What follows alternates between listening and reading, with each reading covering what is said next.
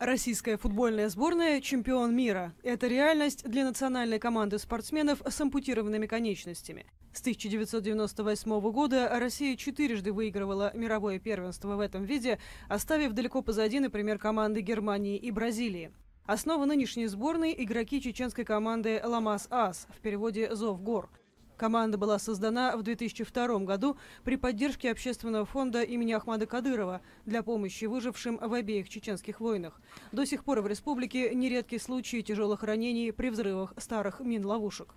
Игроки достаточно скромно говорят о своих успехах. Я начал играть в футбол еще в детстве, до того, как остался без ноги. Когда услышал о команде, сразу пришел. Я в основном составе с 2006 года. Результаты у нас неплохие.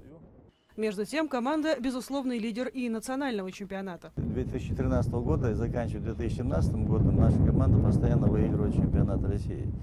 А применительно к международным соревнованиям, многие, наверное, знают, что основной костяк сборной России состоит из наших ребят.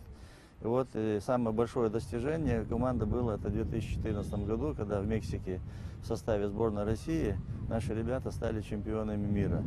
В этом году мировое первенство снова принимает Мексика. Турнир пройдет в октябре-ноябре.